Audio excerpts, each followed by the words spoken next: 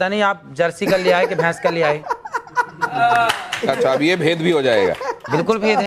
अच्छा, हमको सिखा रिया है। तो आप तो इसके जानकार हैं, विशेषज्ञ हैं, आप तो देखकर बता देंगे कि किसका है। नहीं, ये सब देख के बताने की चीजें नहीं है। देसी गाय का गोबर ही शुद्ध है। लेकिन आज हम रेड करने जा रहे हैं पूकी महाराज को, जिसके अंदर रोस्ट किया गया है। और पूकी महाराज न्यूज के ऊपर अपने भक्तों को बताते हैं कि गोबर की क्या फजीलत है। गोबर, अगर किसी को औलाद नहीं हो रही तो गोबर से औलाद हो सकती है, किसी को बीमार है तो गोबर से इलाज। 2025 आ गया है, लेकिन हिंदुओं को अभी तक अकल नहीं आई, उनके बाबे उनको कहाँ किस तरफ लेके जा रहे हैं। तो आज हम इसी तरह की एक वीडियो को रेड करने जा रहे हैं। मेरा नाम है अरसलान, आप देख रहे हैं मुझे पाकिस्तान से। चलिए वीडियो को स्टार्ट करते हैं और लास्ट में अपना फुल रिव्यू देंगे। चलो भाई, देखो अपने क्या करता हूँ। ये तो गौ माता का गोबर है। अब पता नहीं आप जर्सी का ले आए कि भैंस का ले आए। अच्छा, अब ये भेद भी हो जाएगा। बिल्कुल भेद है। अच्छा, हमको सिखा रिया है। तो आप तो इसके जानकार हैं, विशेषज्ञ हैं, आप तो देखकर बता देंगे कि किसका है। नहीं, ये सब देख के बताने की चीजें नहीं है। देसी गाय का गोबर ही शुद्ध है। लेकिन ऐसे देखकर पता नहीं चलता। नहीं, ये पता चलता, उसके भी गुण होंगे, पर वो यहाँ पे अब कहाँ लिबर्टी ले आए हम आपके बीच में। तो ये क्या, ये इसको, जैसे अगर कोई आपके जितना जानने वाला नहीं है, उसको शुद्ध के बारे में पता नहीं है, शुद्ध देसी, आपने कहा गोबर का इस्तेमाल करो। हाँ, वो इसका इस्तेमाल क्या सौंदर्य प्रसाधन में कर सकता है? शुद्ध देशी गाय, भैंस का नहीं और जर्सी का नहीं। जर्सी का तो बिल्कुल नहीं, भैंस का तो बिल्कुल नहीं, केवल शुद्ध देसी गाय, वेद लक्षणा। उस गाय के गोबर में गुण हैं, उस गाय के गौमूत्र में, अर्क में गुण हैं, सबके मूत्र में गुण नहीं है। गजब बेइज्जती है। नहीं तो अगर इस तरीके से गोबर आपको कहीं मिले तो उसको सौंदर्य प्रसाधन के तौर पर इस्तेमाल नहीं करना चाहिए। ये गोबर खेतों में डाल के खाद बनाने के काम का है, लेकिन जो देशी गाय का गोबर है वह आपके लिए अमृत का। आपने क्या कहा था गोबर के संदर्भ में? क्या आपने इस तरीके के भेद बताते हुए कहा था? जरा वो देखते हैं, वो सुनते हैं। एक बार दिखाइए जरा, फिर उसके बाद चर्चा में वापस आते हैं। आपने कभी गाय के गोबर से अपने मुंह को धुला? नहीं। केमिकल युक्त फेस वॉश आप यूज करते हैं, लेकिन शुद्ध गाय का गोबर, इस गोबर से नहाने से चमड़ी का कोई भी रोग हो, मैं गारंटी लेता हूं, चमड़ी संबंधी कोई भी रोग हो, आप गऊ के शुद्ध देसी गाय के दो गोबर से स्नान करेंगे तो आपका चमड़ी का रोग समाप्त हो जाएगा। इतनी ताकत गोबर में है। देखिए, मैंने कहा, और सिर्फ इतनी बात नहीं है, बांझपन का भी इलाज है ये। क्या बोला तूने? तो ये गाय के संदर्भ में आपने कहा, ये बात स्पष्ट है। अब जरा प्रियंका गुप्ता जी ये बताएंगे आपकी कितने बार आपने गोबर से फेशियल किया है, गाय के गोबर से लोगों का? हाँ सर, मैंने तो आज तक, जो मेरी इंडस्ट्री है इसमें, मुझे कहीं पे भी पढ़ाया और सिखाया नहीं गया कि गोबर से आप फेशियल कर सकते हो या गोबर से अपनी स्किन को चमका सकते हो। और जैसे कि बाबा जी बता रहे हैं, और अगर ऐसा है तो इसके ऊपर रिसर्च जरूर करना चाहिए। ये अश्विनी जी, आपका कोई इसमें आप एनलाइटन करेंगे क्या? इस तरीके की कोई बात आपके संज्ञान में कभी आई? हाँ, नहीं, as a this thing psychologist मैं बोलूंगा, अगर इन्होंने कहा है तो इनके पास कोई प्रूफ होगा। हाँ, और वो प्रूफ आप सामने लाइए, क्योंकि क्या होता है कि बहुत से लोग जो भी बात करते हैं प्रूफ नहीं, तो अगर आपके पास प्रूफ है लाइए, लोगों को प्रूफ करके दिखाइए। हमारे शास्त्रों में इसका खूब प्रूफ है। नहीं जी, एक मिनट, मैं शास्त्रों की बात यहां नहीं कर रहा, मैं आज के संदर्भ में बात कर रहा हूं। क्या आपने ऐसा कोशिश करी और आपको रिजल्ट मिला?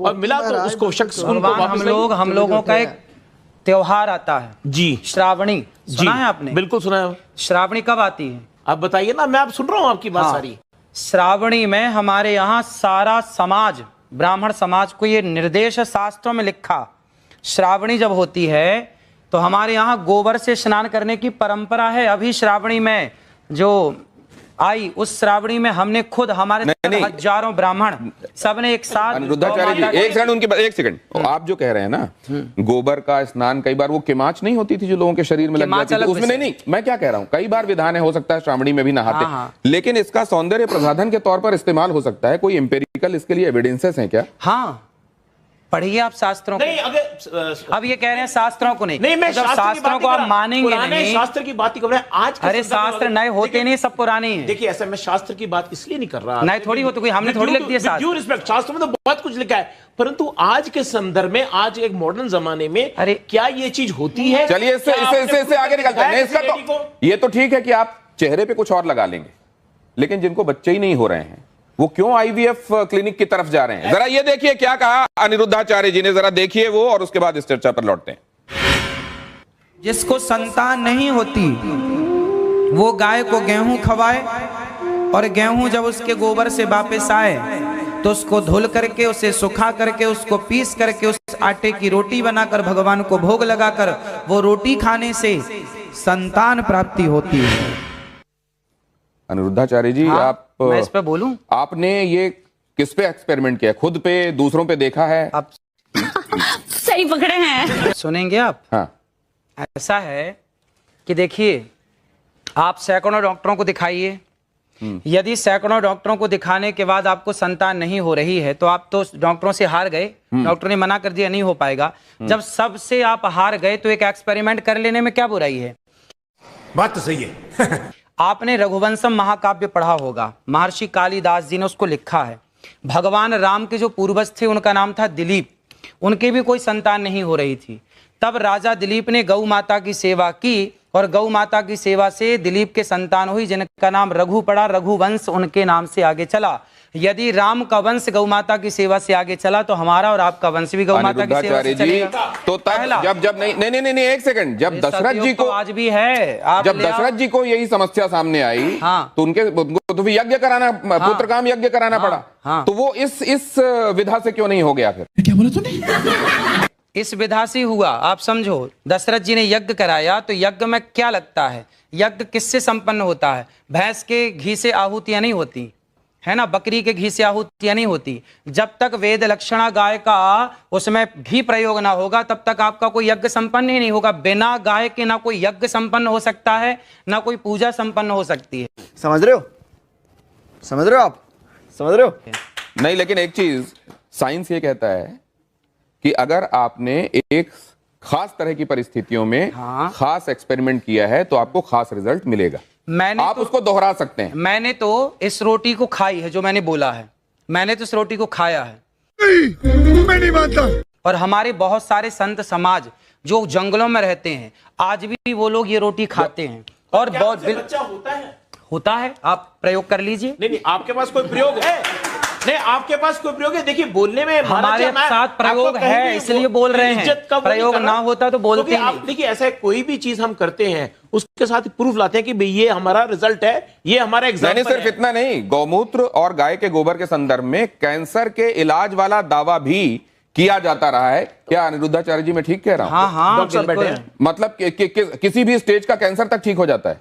गौ माता के मूत्र में, गौ अर्क में इतनी शक्ति है, यदि शक्ति ना होती तो मेडिकल स्टोरों में गौमूत्र क्यों बिक रहा? कुत्ते का मूत्र बिकता भाई। गौमूत्र बिक रहा है तब तो कोई शक्ति है, दम है, तब ना बिक रहा है, वरना कुत्ते का क्यों नहीं बिक रहा है? नहीं, कहीं नहीं, बिकने वाली हर चीज को आप ये मानते हैं कि वो अपने आप में उसके लिए किसी साक्ष्य या प्रमाण की जरूरत नहीं? तो किसी का नहीं बिक रहा गौ माता। नहीं, मैं पूछ रहा हूं, बिकने वाली हर चीज के संदर्भ में हमको ये मानना चाहिए कि ये सब्सटेंटिव होती होगी इसीलिए बिक रही है? ना, नहीं, ऐसा नहीं। डॉक्टर अंशुमान, ये कैंसर में आपने एमबीबीएस किया होगा, आपने स्पेशलाइजेशन किया होगा, उसके बाद आप इतने सालों से कैंसर के पेशेंट्स को ठीक कर रहे हैं, कहीं पर आपने गोमूत्र वाला एक्सपेरिमेंट या गोबर वाला एक्सपेरिमेंट किया है? शुरुआत यहां से करें कि हमारा संविधान आर्टिकल 51A सेक्शन H कहता है, citizen of India should have scientific temper. वैज्ञानिक सोच रखना चाहिए। गैर वैज्ञानिक सोच रखना और उसको प्रत्यक्ष प्रमाण बोलना असंवैधानिक बात है और कानून के खिलाफ है, पहली बात।